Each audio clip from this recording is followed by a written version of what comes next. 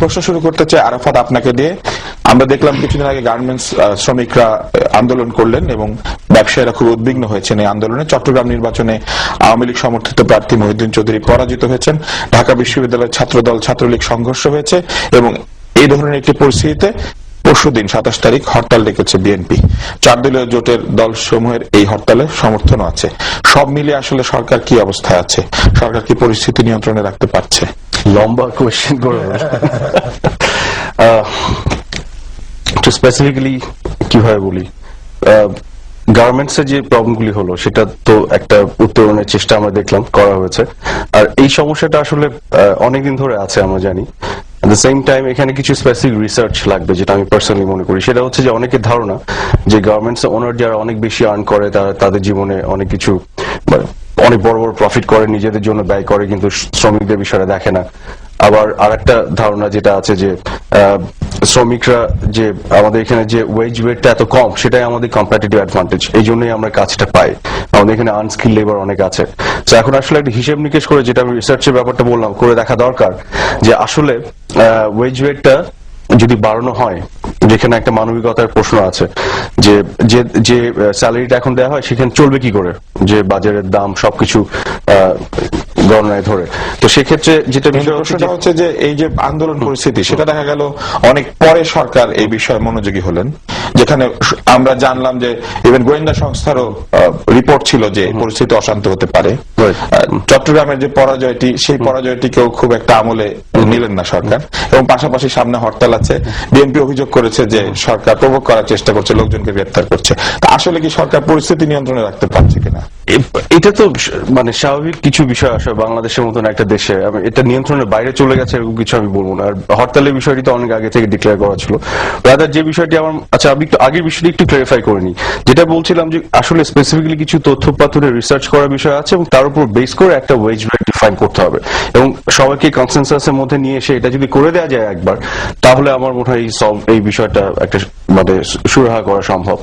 আর ইলেকশনের বিষয় যেটা বলেন, চিটাগাং এ যেটা হয়েছে, চিটাগাং হেরেছে, এটা নিয়ে অবশ্যই তাদের ইভ্যালুয়েট করতে হবে, অ্যানালাইজ করতে হবে। এখানে ব্যক্তি মহিউদ্দিন ফ্যাক্টর কাজ করেছে, চিটাগাং এর ডোমেস্টিক কিছু মানে একেবারে চিটাগাং সিটি কর্পোরেশনের কিছু ফ্যাক্টর কাজ করেছে। অফকোর্স এর সাথে দলগতভাবে পুরো সরকারের যে কর্মকাণ্ড সেগুলোর কিছু বিষয় আসা ডেফিনেটলি আছে, ভোটারদের চিন্তা করেছে। তো সবকিছু নিয়ে এরকম একটা রেজাল্ট হয়েছে। সরকার এখানে চিন্তা করে দেখার অনেক বিষয় অবশ্যই আছে। তবে কালকে হরতালের যে বিষয়টি বললেন, পরশুদিন যে হরতালটি, সরি, হরতালের যে কারণে হরতালগুলি ডাকা হয়েছে সেগুলো আমার কাছে এখন পর্যন্ত খুব একটা যৌক্তিক মনে হয় না। আমি কিন্তু হরতাল ওই অর্থে সমর্থন করি না, অফকোর্স সমর্থন করি না। আবার এট দ্য সেম টাইম আমি মনে করি হরতাল ডাকার যে রাইটটা সেটা গণতান্ত্রিক, কিন্তু সেটা একটা যৌক্তিক প্রেমিস থাকতে হবে।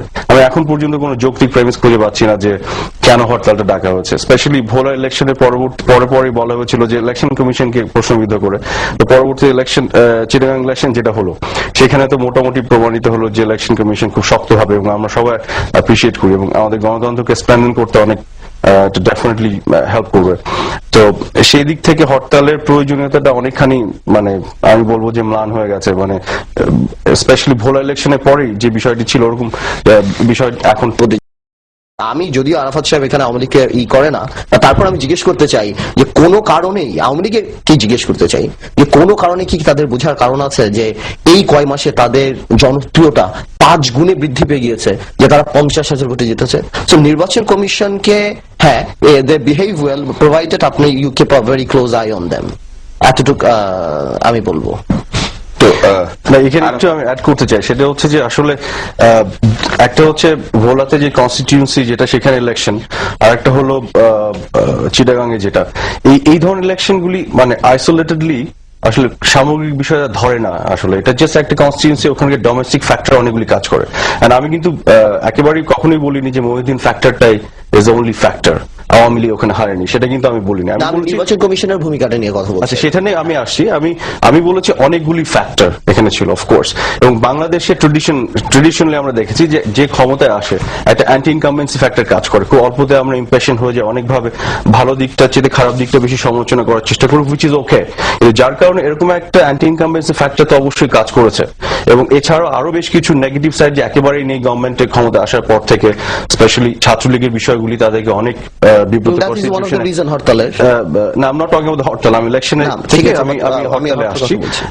তো ওই ফ্যাক্টরগুলি কাজ করেছে, কিন্তু আমি বলছি যে যতগুলি ফ্যাক্টরের মধ্যে সবচেয়ে ডমিনেন্ট ফ্যাক্টর যেটা কাজ করেছে, এবং আমি আওয়ামী লীগের ডাইহার্ড কর্মী সাপোর্টার বা অনেকের মধ্যে আমি দেখেছি, ইভেন যারা আওয়ামী লীগ করে না বা বিএনপি সমর্থক এদের মধ্যে কথা বলে যেটা দেখেছি, 17 বছর ক্ষমতায় থাকার পরে কোথায় জানি যে তারা মানে মহিউদ্দিন সাহেবকে আর দেখতে চায়নি, তারাও একটা ওখানে পরিবর্তন চেয়েছে।